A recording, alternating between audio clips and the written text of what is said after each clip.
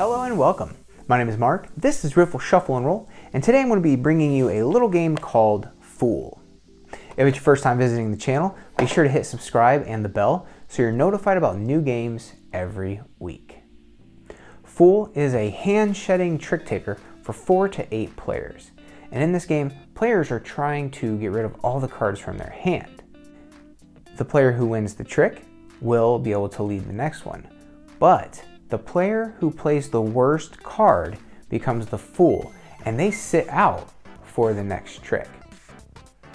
The deck is quite unique, with 4 suits, each suit having a different number of cards, and then the construction of the deck, the composition of the deck, is different based on the player count. There's a lot going on here, but it's a simple game to learn. Let's dive in and learn it. Out of the box, you're going to get an instruction pamphlet, 2 Fool discs, 2 reference cards for how to construct the deck based on the player count, and an 88 card deck. It should be noted that the guide for how to put the deck together for a 4-player game is actually in the instruction pamphlet and not on the reference cards. That's pretty easy to miss. The 88 card deck is composed of 4 colored suits, and each suit has a different number of cards. So blue ranges from 2 to 15, yellow ranges from 2 to 21, red is 2 to 23, and green is 2 to 27. And then there are 6 special cards that are ranked 1, and these have a special ability.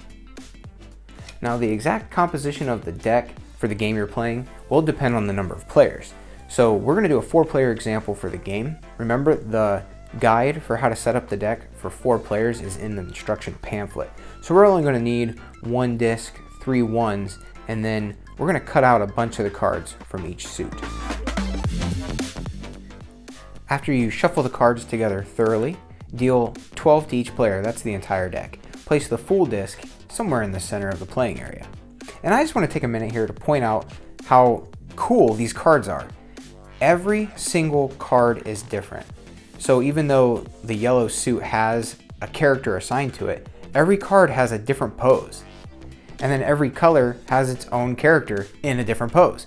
So there are 88 different doodles throughout the entire deck. Well, that's not true because the ones all have the same picture. But along the colored deck, so 82 cards have unique designs on them. Am I a liar? Nope, look at that. I thought it was the same, but it's a little different. So I just wanted to point that out because I think that is really cool. They could have just phoned it in and had 1 figure and 1 pose across the entire suit. But because the game is so simple, man, they took a step beyond that with the design and makes it really fun. The first trick begins with the player seated left of the dealer. For this example, we're going to say the dealer is over here on the right side of the screen, so the player here at the bottom of the screen will lead the first trick. So the start player can lead any card from their hand to the trick. Play then passes left, and following players must follow suit if they can. So after player 1 leads the green 17, player 2 plays a green 15, and player 3 plays a green 14. Now, player 4 has a couple options. They do have some green cards, and that means they could follow suit if they wanted, but they also have some of the wild ones. Ones can be played anytime, and they will always count as the same color as the lead suit. So in this case, player 4 would not benefit from playing the 1 because it would end up being green anyways. We'll see how ones work in a little more detail here in a moment, but for now, we're just going to have player 4 follow suit and play the green 3. Whoever plays the highest ranking card in the color that was led wins the trick. And all that means is they're going to be able to lead the next one. Points are not earned for tricks or anything like that. So the trick is collected and set aside. Whichever player plays the worst card becomes the fool for the next trick. So in this case, all the cards are green, and the 3 was the worst card, the lowest ranked. They collect the Fool disc, and they will not participate in the next trick. This time player 1 leads the trick with the blue 6. Now continuing left, each player should play a blue card if they can. If they can't, they can play any card from their hand. So this player is going to go ahead and play the 8, Player 3 has one blue card, they have the blue 5, so they play it to the trick, and player 4 does not participate in this trick. The highest card in the trick wins, and that is the 8. The worst card in the trick becomes the Fool. So now player 3 grabs the Fool disc from player 4, and they will sit out of the next trick. The trick winner here, player 2, leads the next trick. Player 2 led the next trick with a green 16, and the other players that are still in for the trick followed suit. The 16 wins the trick, and the 5 is the worst card. So player 4 takes the Fool disc back again and will sit out of the next trick. Alright, so player 2 leads with the blue 4. Player 3 does not have any blues. Now they can play any card from their hand. They're going to go ahead and play a red 3.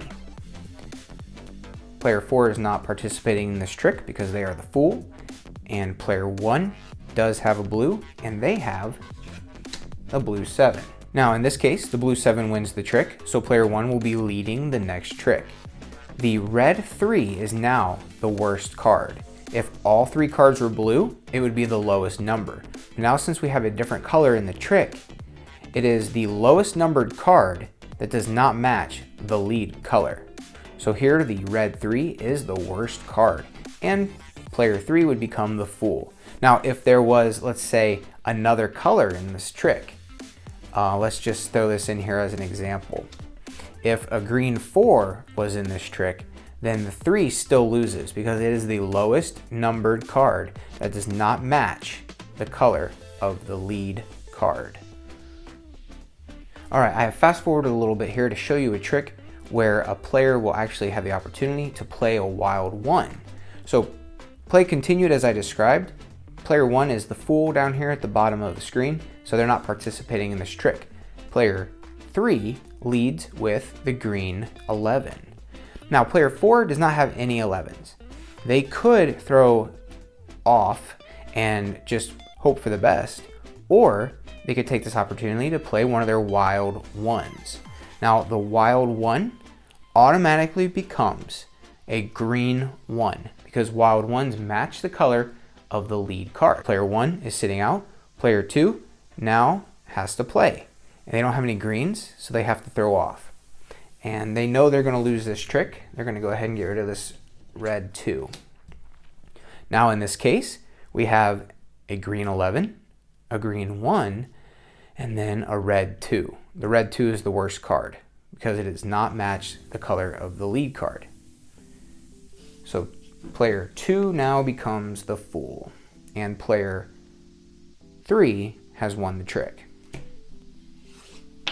Alright, now before we get to the end of the round and how to score, I want to show you a few other tricks that could happen.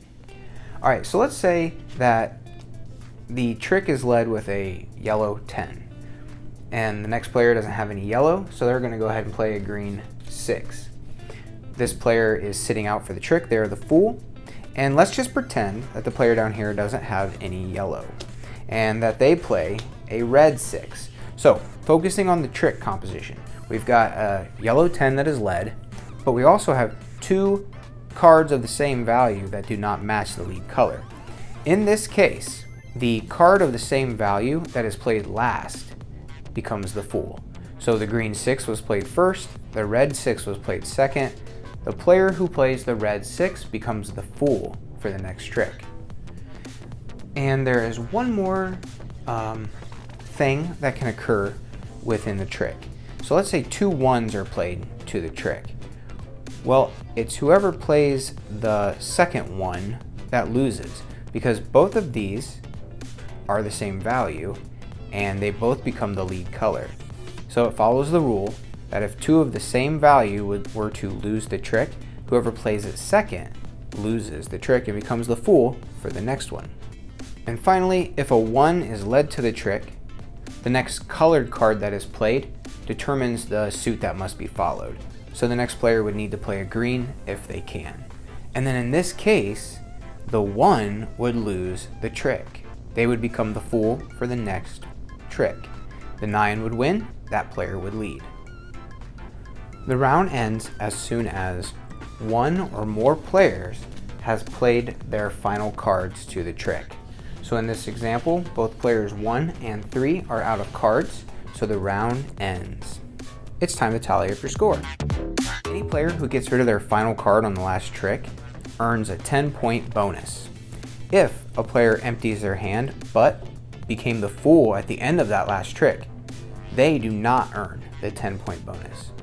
Players with cards remaining in their hand will earn penalty points. They'll deduct points from their score based on the value of the cards left in their hand. Numbered cards are worth the value of the number on the card. So this player would deduct 21 points from their score. Wild cards are worth -5. So this player would deduct 13 points from their hand.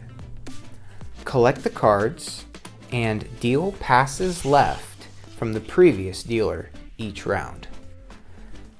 The player with the lowest score gets to lead the first trick in each new round. Continue playing rounds until one player has reached a score of -80. That ends the game. The game can also end if a bonus score of 10 points has been earned 6 or more times. The player with the most points at the end of the game wins. And that was Fool. As you can see, it's a pretty straightforward hand shedding game with a couple nice layers to keep it interesting. There are some trick-taking elements, but that's not necessarily the focus of the game. Sometimes you're going to have to choose whether or not you want to give up a high card because you don't want those points at the end of the round. So it does have sort of an Uno field where you're making decisions on whether or not you want to get rid of a card that might be useful later, or you need to decide it's time to start ditching these high point cards. I don't have a lot to say on the gameplay and whether I think the game is any good or not. I need to get some more playtime with it. And when I do, I will have a full review of Fool. I'm pretty positive though, based on what I've read, what I've seen, and my experience with the game so far. Well, that is it for now. Be sure to check the description for links to GameRules.com and my Board Game Geek page, and Riffle, Shuffle, and Roll's official website, where you can find original games designed to be played with classic gaming systems.